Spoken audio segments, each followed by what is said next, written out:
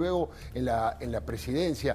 Pero Johnny, Débora y Mónica, les ofrezco la posibilidad de escuchar a alguien que hoy tiene un valor periodístico superior al valor importante que tiene siempre, que es Miguel Ángel Pichetto. Sí, claro. No solamente su carácter de integrante de la Auditoría General de la Nación, sino también fue compañero de fórmula de Mauricio Macri, es un hombre de leyes, es abogado, tiene una experiencia en el Estado realmente impresionante.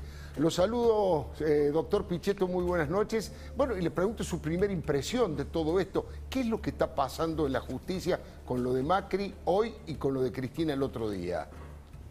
Bueno, en realidad, digamos, lo de Macri no es novedad.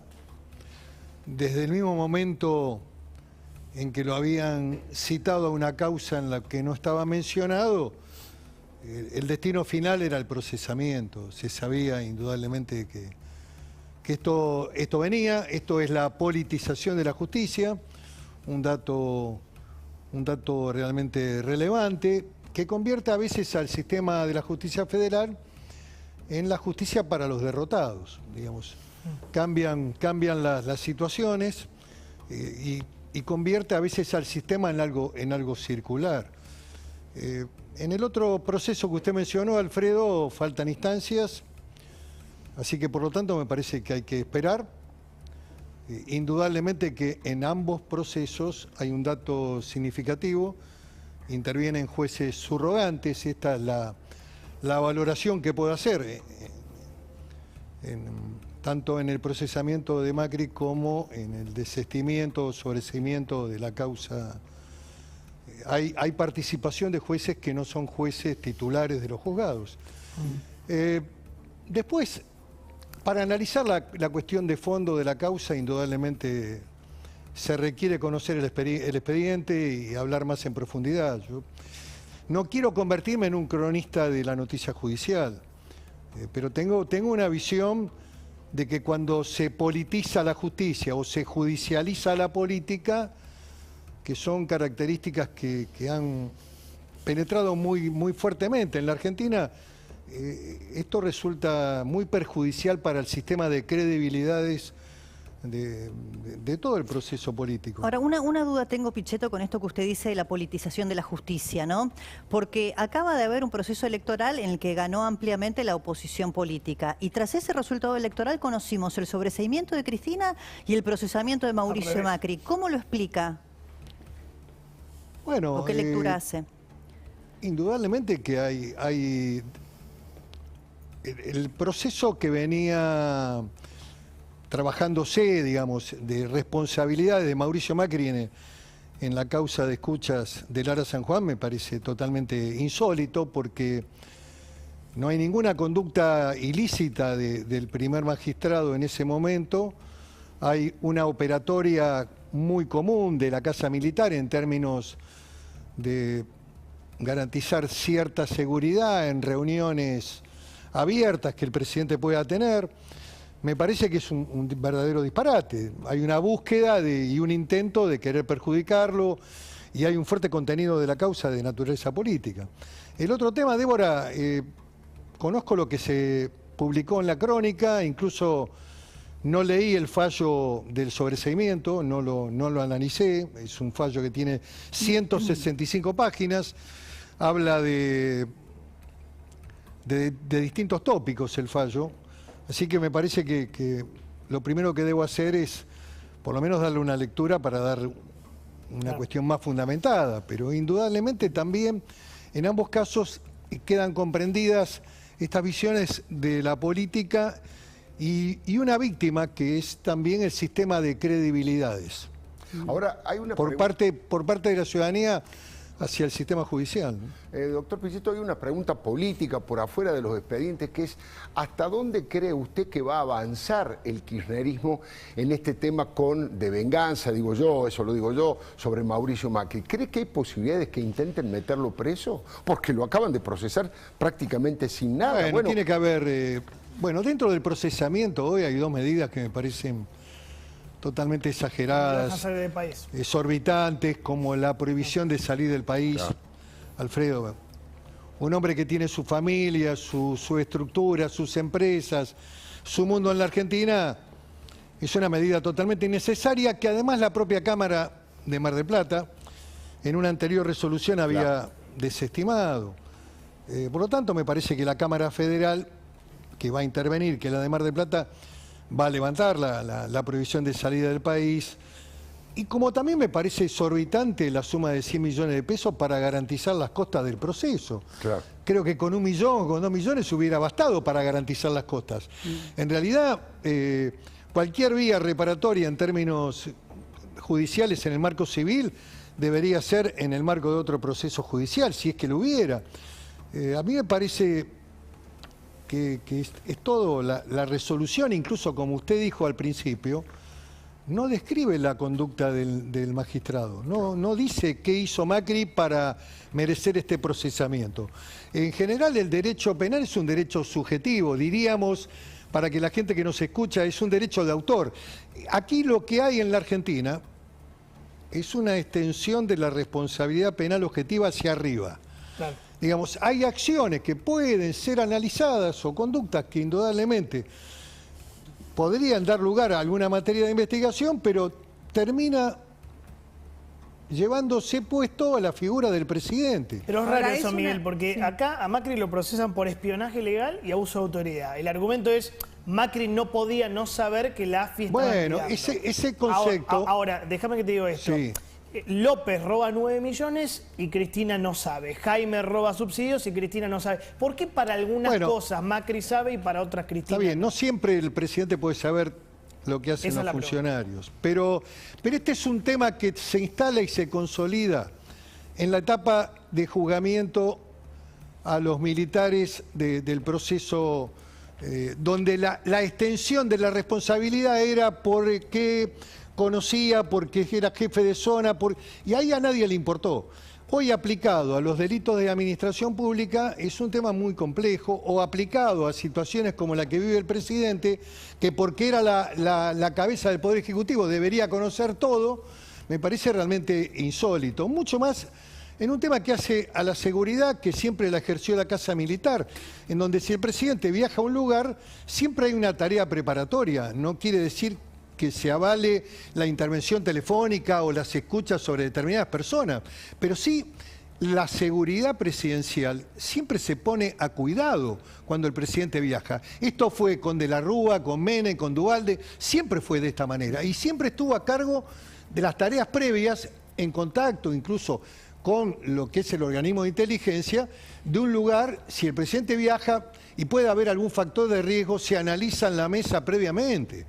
Si hay un encuentro con personas, con ciudadanos, o un determinado sector de interés al que el presidente le interesa concurrir, Claro. una empresa, lógicamente que se analiza esto. Pero eso lo hacen todos los países serios del mundo y también lo hacía la Argentina. Lo que pasa es que eso nunca es un delito, nunca ha sido un delito, salvo cuando se quiere involucrar, indudablemente como en este caso, a la figura del presidente Macri. Ahora, en este caso, el procesamiento cae como a destiempo en un punto, por eso cumple probablemente una nueva función, que es la de tenernos a todos hablando de esto Bueno, sí, en un claro, momento. y no hablamos- Pero a destiempo porque la idea original de los tiempos parecía haber ubicado el procesamiento antes de las elecciones, que fue lo que no se pudo hacer Bueno, por porque- este paso que el juez, por su propia, probablemente, Sí, su desconocimiento propia de la ley, torpeza. o torpeza, Sí. no pudo Sí. ejecutar la indagatoria como En corresponde. realidad, la verdad que tampoco...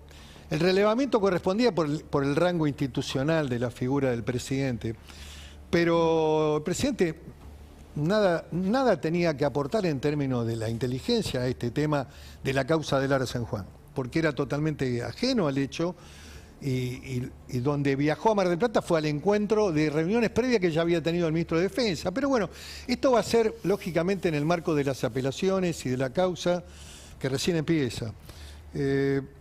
Yo tengo una teoría que es muy particular, que no es políticamente correcta, Mónica, pero que la sostengo en el libro que le mandé a Alfredo. Sí, ahora vamos a conversar. No, ¿eh? tranquilo, no voy a hacer publicidades. No, pero... Está en la Quiero ser chico, librería, quiero ser chico. pero sí viene al caso, y lo que yo sostengo, que un presidente en la Argentina, independientemente de las cuestiones, yo no estoy sosteniendo acá ningún marco de impunidad, Sí. tiene que haber siempre un cierto nivel ético en el funcionamiento de un gobierno, pero creo que la competencia para analizar la conducta de un expresidente y de un presidente tiene que estar en cabeza de la Corte y en cabeza del Procurador General. Esta es una teoría mía. Lógicamente que hay que reformar el sistema ¿Solo procesal. lo puede juzgar la Corte? ¿Cómo? Solo lo puede juzgar la Corte. Por supuesto, yo creo que hay un rango altísimo en la figura del presidente que no puede estar sometida a la instancia de un pequeño fiscal, de un fiscal de primera instancia. Es interesante, es irritativo, pero bueno, es provocador intelectualmente, doctor. Me parece interesante para debatirlo. Yo coincidiría, si usted quiere, en un tipo de delito vinculado a la gestión, tal vez el dólar futuro, alguna medida más o menos política. Ahora, cuando hubo un plan sistemático de enriquecimiento, que se enriquecieron hasta los secretarios personales de Néstor y de Cristina, que murieron millonarios, bueno, ahí me parece que no podría aplicar ese criterio, pero es para conversarlo. Le voy a decir algo, no lo quiero desilusionar, pero el artículo 210, la figura de la asociación ilícita, tiene registros en la propia Corte de muy difícil sostenibilidad en el tiempo. Ningún gobierno se forma para generar una acción delictiva típica del 210. Sí. Pero bueno, es un debate de carácter jurídico. Lo que le digo es que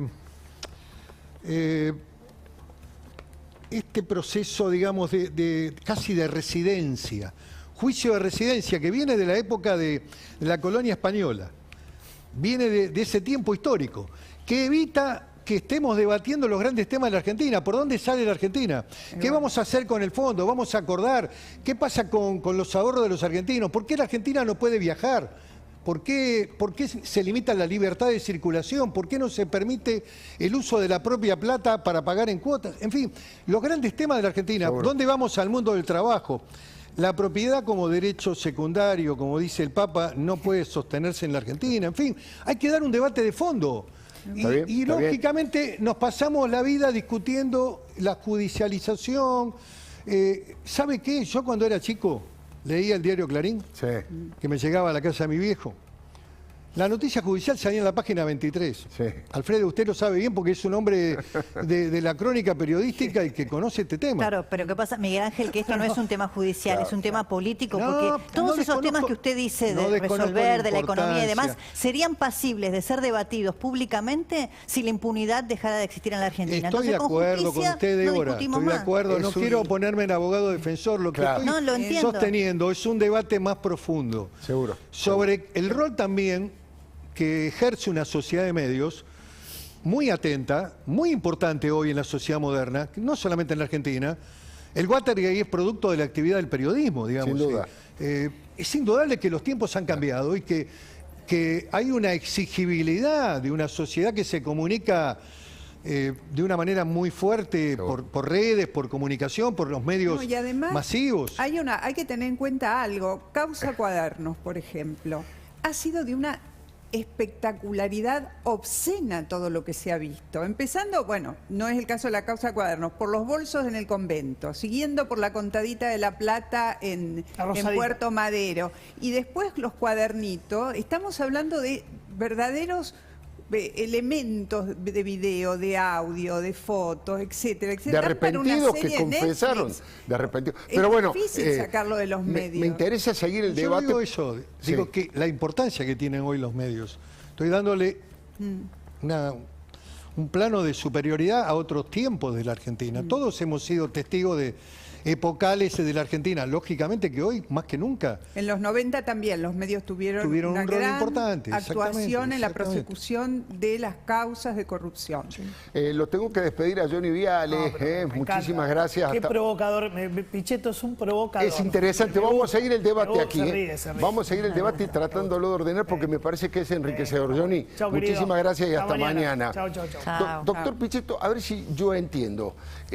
Yo también coincido con usted que este tema de la corrupción brutal que hubo durante más de 12 años del gobierno kirchnerista es una especie de dique de contención y de tapón que no permite ir a discutir y a buscar acuerdos de otras características. Eso yo lo entiendo. Lo que yo planteo, y creo que también Mónica y Débora, pero lo podemos debatir, es que la base de sustentación, los pilares de esa nueva Argentina donde discutamos los temas importantes, si no se castiga la hipercorrupción de Estado, va a haber sospecha, no tiene base de sustentación fuerte, porque uno se tiene que sentar a negociar con gente que ha cometido unos delitos terribles. Entonces, para los dirigentes que han sido honestos, es como igualar en una situación complicada, igualar para abajo, y dejarlo en una situación complicada y que se tenga que sentar, no sé, frente a cualquiera de los que han sido no sospechados, condenados por corrupción. Ese me parece que es el eje, digamos, conceptual. Sí, no sé. Es una visión correcta en el plano moral. Los procesos en la Argentina tienen también un problema, Alfredo, que es la lentitud atroz del proceso judicial argentino, que no permite dar certeza. Y que los eventos de la comunicación van mucho más rápido que un proceso judicial. Sin duda. Carlos Menem se murió con una causa abierta, 2 causas abiertas, 30 años. Y proscripciones además, ¿no? No, hubo un hecho que se resolvió por prescripción o por tiempo transcurrido. Prescripción, perdón, sí. Pero, digamos, le quedaron 2 causas abiertas. Claro. Me parece que también eso es muy disparatado y son los temas que hay que corregir, porque lo que da certeza, digamos, en términos digamos, es la resolución final del proceso, que tiene distintas etapas. Claro, claro. Bueno, ya que es un provocador, Picheto, voy por más y le soy tan pregunto. No, provocador. bueno, dice Johnny. Intelectual. Ahora le tiro a Johnny el fardo que ya se fue. No, Stolbizer dice que yo defiendo a los expresidentes. Bueno, a propósito de eso precisamente, ¿no? Para pasar a discutir lo que usted plantea, los grandes temas de la Argentina. ¿Usted cree que habría que hacer en algún momento algún borrón y cuenta nueva? Llámese como se llama desde el punto de vista institucional o jurídico esto que le pregunto. No voy a dar una definición sobre ese tema, porque eso requeriría un sistema de acuerdos de todo el sistema político, procesos que puedan servir también para comenzar de nuevo, y fundamentalmente ese tipo de medidas de saneamiento, digamos, hacia el pasado, tienen que tener otro tipo de naturaleza o otro tipo de ilícitos. A ver, lo que estamos diciendo, estamos hablando de una eventual amnistía o indulto. Pero yo no le he contestado digo, eso, lo que Mónica. pregunta Débora tiene que ver con una eventual amnistía o indulto conjuntos de las dos partes para sacarlos de escena. Yo veo a un expresidente Macri que no tiene fueros, que cada vez que lo llamen está dispuesto a concurrir, que no ha querido ser diputado, podría haberlo sido. Claro. Y me parece que no hay ninguna causa que le preocupe demasiado. Veo una persecución en algunos temas concretos en donde el Estado tampoco lo ayuda en el marco empresario. Por ejemplo, en el caso Correo, el Estado se convierte en acreedor hostil, porque aún queriendo pagar la totalidad de la deuda con intereses, los jueces no le aceptan el pago, ni siquiera le aceptan el crandown, que es un sistema de terminación de la quiebra. A ver, lo que estoy diciendo es que el Estado, en caso de concurso preventivo y de quiebra, tiene que tratar de ayudar a la preservación de la empresa y a las fuentes de trabajo. En cambio, con Macri quieren hacerle fundir la empresa y también la empresa de la familia, la vieja historia de la empresa de la familia Sonda. Picheto, y habló con usted que tiene vínculo permanente, ¿no? Con Mauricio Macri. Después de conocido el procesamiento, ¿intercambió algún mensaje? ¿Habló con él? ¿Lo vio? Un mensaje de solidaridad, puso un Twitter. Y no he hablado con él porque estaba en Chile, justo estaba en una visita importante. Me voy a encontrar con él seguramente en el almuerzo de la semana que viene Casado, un dirigente importante del PP español, y va a haber un almuerzo y voy a estar con él, o probablemente hable con él por teléfono. 2 cosas le cuento sobre este tema. Primero, Débora, Sí. yo no me oculto, No. No me guardo como algunos funcionarios que no aparecen ni en la página de los chistes. Yo siempre lo he defendido y creo que, digamos, hay 140 causas o 150 que tiene, la mayoría son no judiciables, como también había causas de la expresidenta que no eran judiciables. Y yo siempre lo sostuve también. Alfredo la mencionó, de dólar futuro, memorándum. 2 cosas le quiero decir respecto a eso. Yo hablé en radio y va a estar en un rato aquí también con nosotros el abogado del presidente Macri, el doctor Pablo Lanuse, y le hice la misma pregunta que Débora, parecemos cortados por la misma tijera. La pregunta es, ¿qué le dijo Macri? Le dije a Lanuse y me dijo, mire, me dijo Lanuse, tengo que aprender de él la templanza con que recibe este tipo de información. Yo estaba más indignado, con más bronca, y él lo tomó con una tranquilidad apoyada en que se siente absolutamente inocente y absolutamente transparente todo lo que ha gestado. Primero, es uno, lo que Macri le dijo a Lanuse. Y la segunda, queremos compartir con usted, Pichetto, con Mónica, con Débora y con los televidentes la única declaración que hay de Mauricio Macri posterior al procesamiento que fue ante la televisión chilena. Sí. Vamos a aprovechar esto porque vale la pena verlo. Yo he dicho que es una persecución política que termina en esto que ya todos sabíamos. Pero más incómodo es para la propia justicia argentina tener jueces como el juez Baba. Eso es mucho más incómodo para mí. Pero se le dice que usted investigó ilegalmente a la familia, que dirigió una operación de inteligencia contra la familia de las víctimas de Lara San Juan, presidente. Ni vos te lo crees. No, pero claro, o sea, en realidad eso es lo que dice la justicia, presidente. Por favor, por favor. Bueno, plantea el mismo tema de la persecución, después la periodista incisiva le sigue preguntando, le dice, ni vos te crees lo que está diciendo, bueno, y al final, perdón, y cierra la puerta, un poquito ofuscado, pero es un poco lo que le dijo en la cara al propio Baba, que ya tenía el procesamiento escrito, doctor, ¿no? Sí, además, para analizar la personalidad de Macri hay que analizar su pasado, es muy interesante.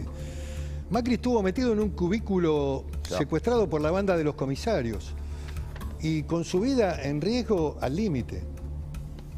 Lo entregaron vivo, pero podían haberlo entregado muerto. La banda mataba en ese momento.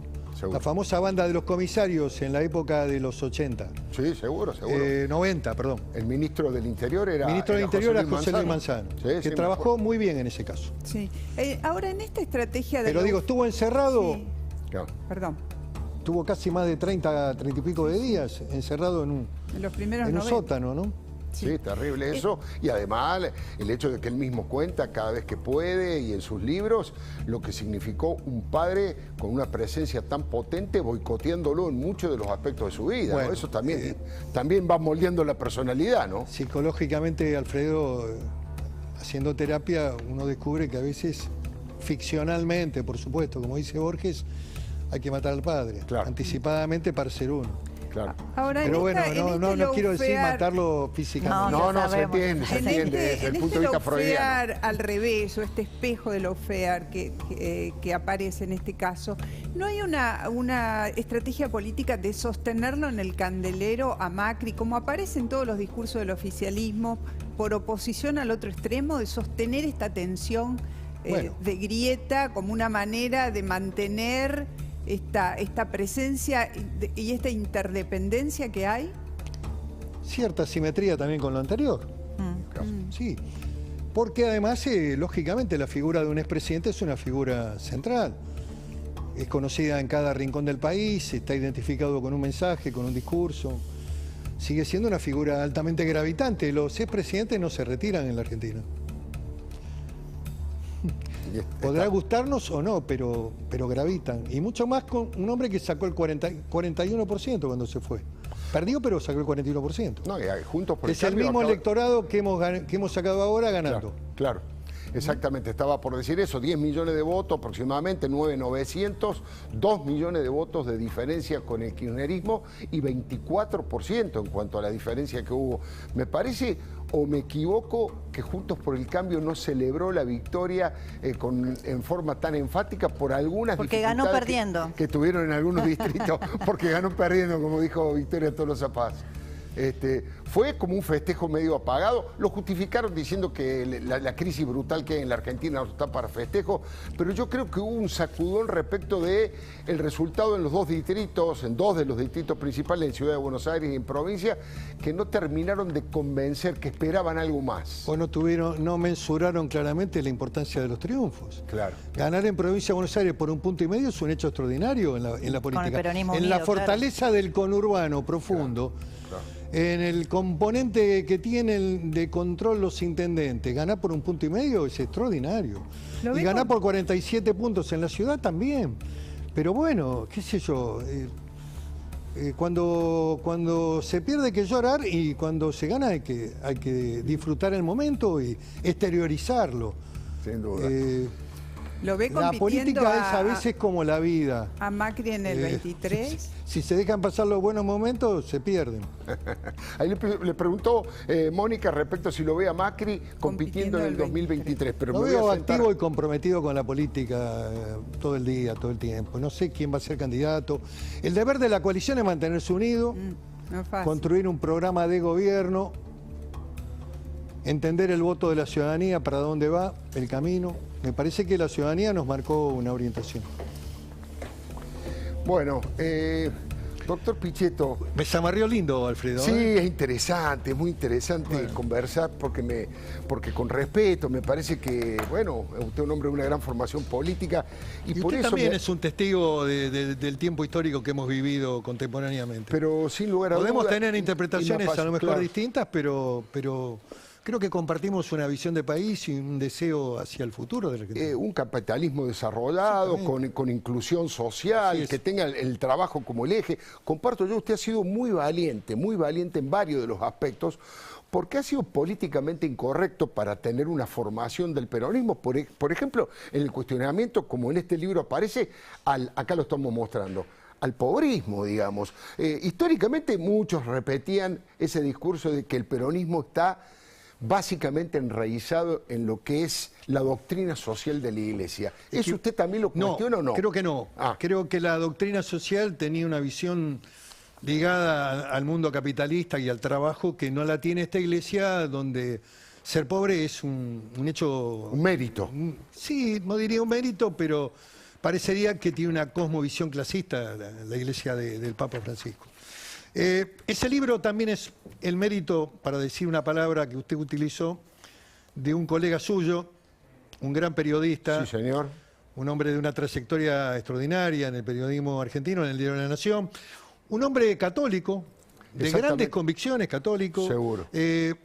Liberal al estilo americano, mitrista, digamos, Carlos Raimundo Roberts. Sí. Y la verdad, para mí configuró un gran desafío, porque lo hicimos a grabador abierto. Este libro no tiene correcciones, algunas de sintaxis en el final, por supuesto, que la he hecho, pero lo que salió, salió. Y me parece que en el tiempo de la cuarentena y de la pandemia, en esas tardes con Carlos Roberts, creo que también lo que se comprobó es que el diálogo nos acerca, no estábamos tan lejos. Sin lugar a dudas. Creo que comparten este marco ideológico de qué tipo de Argentina quieren como, digamos, eje central y con qué pilar. Después hay matices, por supuesto. La salida es por el lado del capitalismo. No hay país del mundo que no pueda, que no crezca económicamente si no tiene un sistema capitalista de libertades, de reglas de mercado. Este es el desafío argentino. El problema de la Argentina es un problema de tipo más de fondo, es cultural. Acá la visión de la cultura es de izquierda. La mayoría, digamos, de la gente de la cultura, los artistas, los cantantes, la iglesia, estamos siempre en el lado equivocado del mundo, digamos. Cuando Vietnam es capitalista, cuando China es capitalista, claro. Y digo cuando son capitalistas... Y cuando Perón fue capitalista, y porque digamos, vamos a decirlo con toda claridad. Perón era capitalista porque entendía que el mundo del trabajo se tenía que armonizar con el mundo del capital. Siempre rechazó las ideas socializantes o comunistas. Perón era un hombre que tenía una estructura de pensamiento ligada al capitalismo, una visión moderna, al trabajo. El sujeto político de Perón y del peronismo era el trabajador. Claro. El desocupado era una circunstancia dramática que había que ayudar para que saliera y volviera al mundo del trabajo. Bueno, de eso versa el libro. Claro. Digamos que la propuesta de cara al futuro es una propuesta optimista. Yo no tengo una visión oscura de la Argentina. La Argentina tiene con qué salir. Hacemos un repaso de las figuras históricas que yo conocí. A Alfonsín lo conocí siendo senador, por supuesto. Él fue senador en la época más dramática del 2001. Y descubrí un hombre extraordinario, de una grandeza, de una humanidad, de una comprensión del problema argentino, de la salida que hicimos en el 2001 a través del diálogo argentino. Claro. Con la iglesia participando, Monseñor Casareto, Monseñor Laguna. Y Nacho López ahí impulsando. Y José Ignacio López. Me acuerdo. La defensa que hicimos juntos en el Senado sobre las grandes empresas de medios, con la ley de medios culturales. donde defendimos también la propiedad privada frente a las circunstancias dramáticas que la gente se quedaba sin trabajo, y entonces prorrogamos las ejecuciones hipotecarias, hubo un conjunto de acciones, habíamos modificado la ley de quiebras. Bueno, hablo de Menem, hablo del proceso de Fernando de la Rúa, un hombre altamente calificado para ser presidente. Hizo toda la carrera de los honores. Todo. Medalla de oro en el liceo militar. Era un jurista, digamos, un hombre que había sido jefe de gobierno, senador, diputado. Había sido candidato a vicepresidente a los 36 años con Balbín. ¿Y qué le pasó a de la Rúa? Yo tengo una Bueno, teoría. yo hago una aproximación. Claro. Yo sostengo que la presidencia en la Argentina es un cargo que conmueve y que requiere de una estructura emocional muy dura, casi granítica. Pero bueno, tal vez el hombre pudo haber tenido algún problema también. Eso lo interpreta mejor Claudio Escribano en su biografía comentada por periodistas, donde, bueno, sostiene algo parecido, alguna afectación clínica, médica. Algo pasó con la personalidad de un hombre que estaba preparado para la cosa pública. Sí. Y que termina mal, digamos, termina en un proceso de salida anticipada. El periodo dual de la transición, que es el primer gobierno parlamentario de la Argentina, al estilo del modelo español. Porque, digamos, el Congreso participaba de la toma de decisión política en Olivos, junto con Alfonsín, junto con Sturing, Storani, los principales dirigentes del radicalismo y también del peronismo. Estábamos todos acompañando en esas horas dramáticas donde el destino argentino estaba en una crisis profunda. La consigna era que se vayan todos. Hay un tema que usted, además del tema de la iglesia y el pobrismo, ha sido, digamos, muy corajudo porque ha roto con un pensamiento estancado en el peronismo, que es el tema de la CGT, la dirigencia sindical. Usted ha llegado a plantear flexibilizar la posibilidad de despedir para poder facilitar la toma de trabajadores. Corríjame si me equivoco. Hablo y de eso en un peronista es disruptivo. La construcción de un modelo capitalista requiere de varias decisiones que tienen que tener un gobierno de mucha convicción. Digamos, hay que bajar la carga impositiva en la Argentina. Es inenarrable la cantidad de impuestos que se han votado. Claro. El gobierno de Fernández votó un impuesto por mes en 20 meses. El último es la ley de envase de Grabois. Claro. Para que tenga claro... Usted la característica de la ley de envase de Grabois. El destino es la caja para que la maneje él. El destino es la caja de los recicladores y es una caja que se va a manejar discrecionalmente y que impacta sobre las provincias porque no se reparten las provincias. Claro, no hay coparticipación. Es inconstitucional la recaudación esa. Es el aumento del IVA 3 puntos más. Claro. Todo producto tiene envase. Claro. O sea, se le aumenta el IVA 3 puntos. Sin decirlo, por el costado del envase. Pero no va a pasar, me parece que no pasa. Creo que no va a pasar. Claro. Creo que la oposición está atenta a este tema. Pero lo que digo es que la Argentina necesita bajar la carga impositiva y un modelo laboral más moderno, donde los propios sindicatos trabajen junto a los empresarios en sistemas de primer empleo, sistema laboral pyme, donde no puede ser igual que a una gran empresa automotriz. Claro. Un taller metalmecánico de La Matanza no puede tener un sistema laboral que rija para la Volkswagen o para el gremio de Esmata. Lo que digo es que tiene que haber una comprensión, porque además la tecnología suprime empleo, porque esto de la doble indemnización es un absurdo, Alfredo. Porque ¿sabe qué pasa? ¿Qué ocurre? La empresita se termina fundiendo y no hay ni doble ni simple. No hay un cuando se funde y cierran y bajan la persiana. Claro. Entonces, estos son modelos que no protegen al trabajador. Decirles que Carlos Raimundo Roberts, que es coautor de este libro junto con Miguel Ángel Pichetto, Carlos va a estar la semana que viene con otro libro, porque está muy prolífico, Carlos, gran periodista. Pero le quiero pedir, por favor, a Débora y a Mónica que le pregunten a Pichetto, aprovechemos que lo tenemos para que cada una pueda evacuar sus Son dudas. Implacables.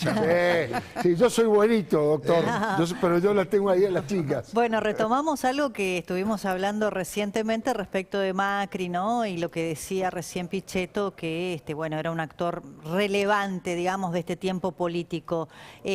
Hacia el 2023, ¿en interna se tiene que dirimir ese liderazgo o por consenso? Bueno, la primaria ha demostrado ser un muy buen mecanismo en Juntos por el Cambio.